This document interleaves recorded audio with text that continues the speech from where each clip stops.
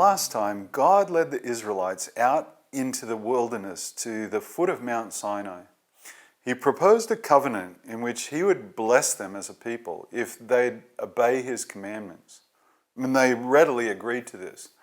They were told to prepare themselves for what was coming. A boundary was placed around the foot of the mountain, and anyone going beyond this was to die.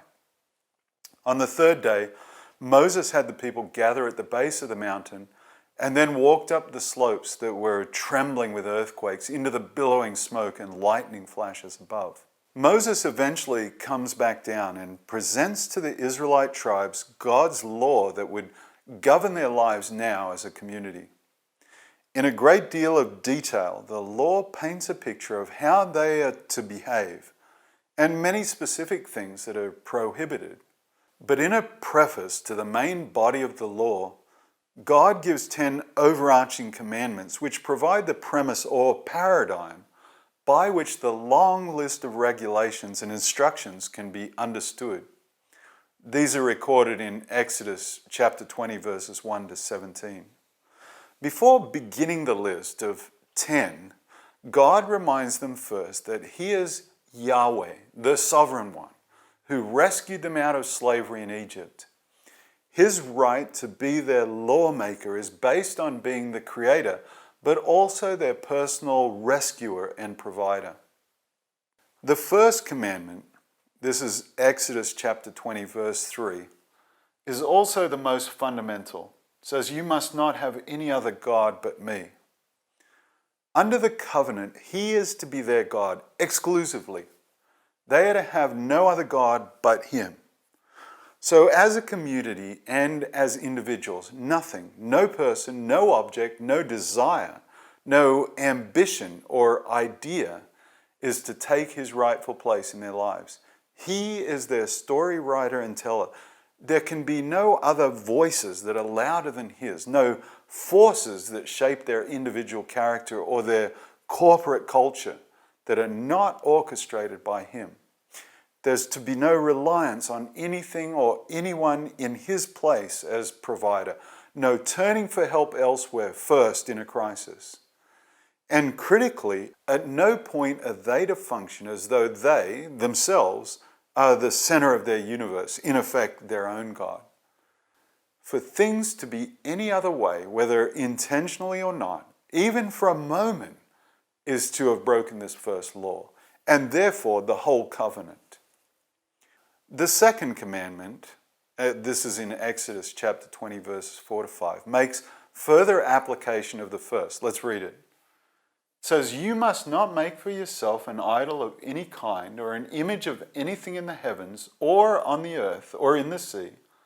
You must not bow down to them or worship them, for I, the Lord your God, am a jealous God who will not tolerate your affection for any other gods."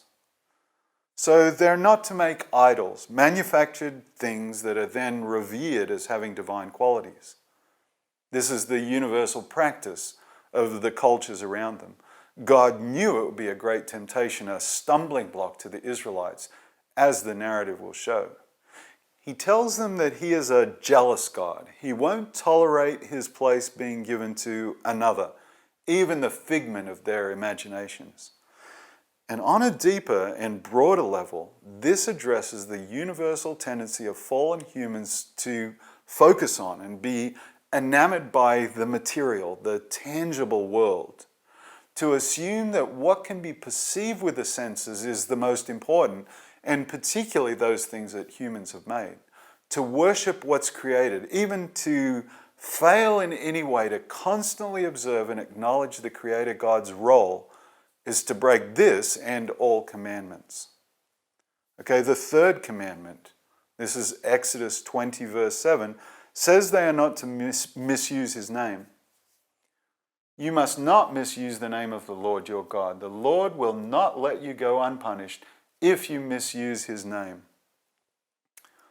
The Egyptians, who the Israelites had lived next to for so many generations, and the communities they will soon have contact with, used the names of their divinities in chants and incantations to entreat or invoke against harm. This commandment very clearly condemns blasphemy and profanity. But mindless repetitions of his name in religious ritual or treating it as a lucky charm are also misuses of his name. God is painting a picture in which, unlike the relationship of the people groups around them to their false gods, the Israelites would always show him complete respect and honor as a real person. Yes, as a sovereign king, but also as their merciful, gracious rescuer, their provider, their guide, their father. The way they spoke to and about him must always reflect a perfect reverence for his position and appreciation of the relationship that he desired. The fourth commandment, this is reflected in Exodus 20, verses 8 to 11, tells them that they are to keep one day in the week holy. In other words, set aside for him, for God. The Sabbath, or Sabbath in Hebrew, means rest. God refers to himself resting after the 6 days of creation. Stopping for a day from the normal work activities would be an acknowledgement of his place in creation and in their lives, and also a recognition of God's rights over the earth in the face of Satan's false claim on it. God knows that their human tendency will be to go about their lives and forget about him. But he wanted to be central in their lives as individuals, as families, and as a community, bound to him by the covenant. So the commandment is about one day in the week, but in its essence, it would be broken if even for a moment they forgot about God, if they didn't recognize his hand in creation, or even once relied on themselves rather than on him. The fifth commandment, this is Exodus chapter 20, verse 12, is the first of the laws that refers to their relationships as a community. It says, "Honor your father and mother, then you will live a long, full life in the land the Lord your God is giving you." It says, as we've read, that they're to honor their father and mother. The family unit is a vital part of the picture that God is presenting to them of the perfect covenant community with him as its head. Parents, as will be stressed in the ongoing narrative, are to teach their children about God. His intention for each generation is to equip the next with truth. If there is no honor and respect for parents, then this breaks down, and ultimately there will be no honor and respect for God in the community. Any personal or communal failure in this area of filial respect and recognition of God's intention for the family would be a violation of his covenant law. The Sixth Commandment, Exodus chapter 20, verse 13, prohibits the taking of human life. God places enormous value on the life he has given to his image bearers, even corrupted by the fall as it is. His law embodies the expectation that the Israelite, and by extension all humans in their societies, will hold with the same high regard the lives of others as they do their own, to see them as God's gift.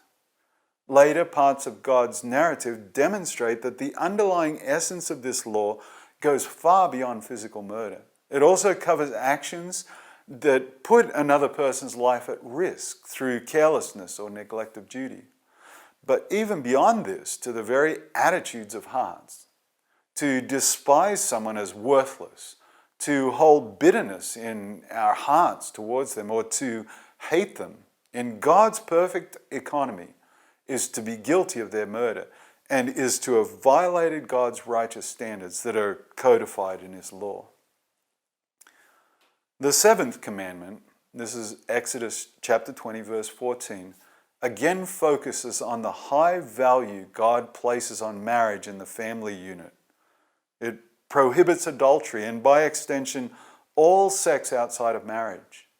Marriage, with its companionship, its mutual support, and its intimacy, was a gift given to humans at the very beginning of God's story.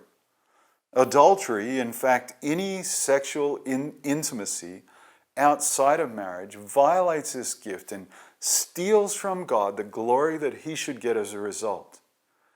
It also harms the entire community by eroding values and creating tensions and divisions. Later, God's word clarifies that this law is not only violated by physical acts, but also by entertaining desires and lustful thoughts. The Eighth Commandment, Exodus chapter 20, verse 15, says that they are not to steal. On the surface, this might seem like a straightforward injunction against taking someone else's possessions or money, and that is certainly the case. But in its essence, this law reaches much further. It covers any situation in which someone puts their own needs or their desires or their comfort, their fulfillment of what they want above someone else's.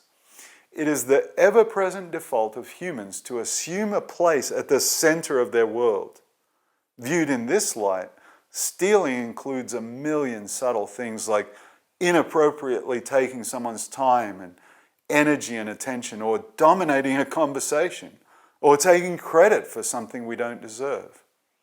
And it also includes taking for ourselves glory that is rightfully God's. The Ninth Commandment, this is in Exodus 20, verse 16, forbids speaking falsely about others. But the wider paradigmatic concerns have to do with honesty in general. As the storyteller, the communicator and revealer of all that's true and real, God detests falsehood and deception. Right from the beginning, Satan has utilized half-truths and straight-out lies to create a web of deceit with which to trap human beings. And God knows the devastating results that deceit, that innuendo, false accusations and so forth would have on the Israelite community, and he wants them to avoid this. But in the bigger picture of his law, he wants them and all humans to realize they can never function consistently and fully in truth like he does. The 10th and final commandment, Exodus 20, verse 17, deals with another area that God knew would be problematic for the Israelites and for all humans, wanting what they don't have. The underlying principle here has elements that would violate their relationship with God, with other individuals, and the community as a whole. To covet what is someone else's is to be ungrateful and dissatisfied with what God has given us. It is to assume that we are more important than someone else, and that our needs and desires should be given a higher priority than theirs. Often envy is not just directed at material things, but also intangibles, at relationships, at status, at popularity, influence, appearance, and many others. And like the other 9, to fail in this one area, even in what would seem to us the mildest way, is to violate it completely, and therefore to break his perfect law in its entirety.